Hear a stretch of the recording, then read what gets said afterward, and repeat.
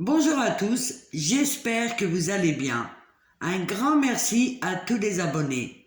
Le I n'a pas d'excuse pour son inconscience. C'est une phrase que j'ai lue à plusieurs reprises dans les commentaires et j'ai trouvé ça intéressant de vous le partager.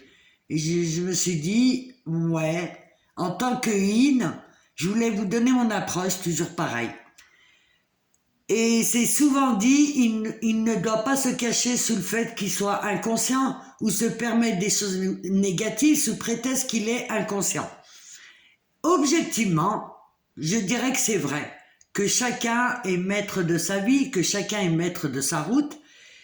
Mais la grande question, c'est comment peut-on juger un inconscient? Et c'est vraiment une question à se poser. Et je me suis dit, en fait, c'est son rôle dans le duo d'âme. C'est le rôle d'être inconscient. C'est bien la conscience et l'inconscient qui se joue.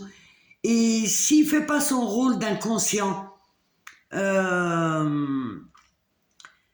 fait, il pointe, il montre à son yang l'endroit où il doit évoluer et progresser.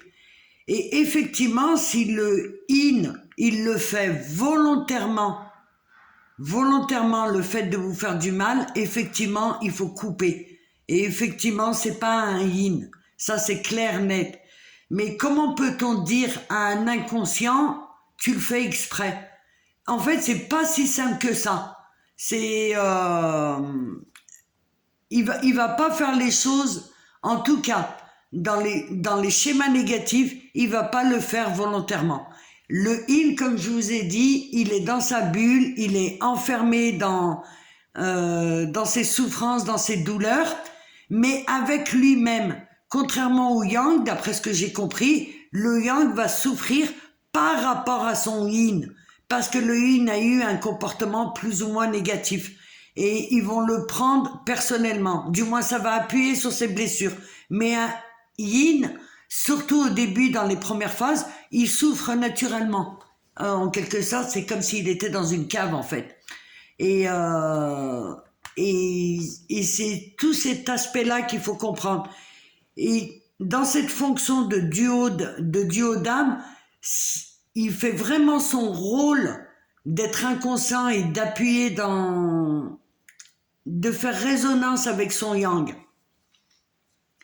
Et en fait, ça ne fonctionne pas comme ça. Votre hôte, c'est vous. C'est votre inconscient qui est dans la nature.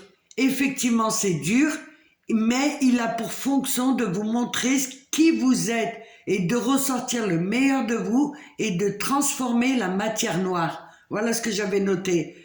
Et avant tout, ne l'oubliez jamais, il le fait par amour. Et sachez que votre yin, lui, porte les traumas dans son corps. Et à travers tout ça, si vous prenez un peu de recul, vous verrez qu'il y a énormément d'amour. Et dans ce lien d'âme, vous pouvez constater et vérifier votre évolution. Voilà, c'est ce que je voulais vous partager aujourd'hui. J'espère que la vidéo vous sera utile et je vous dis à très vite.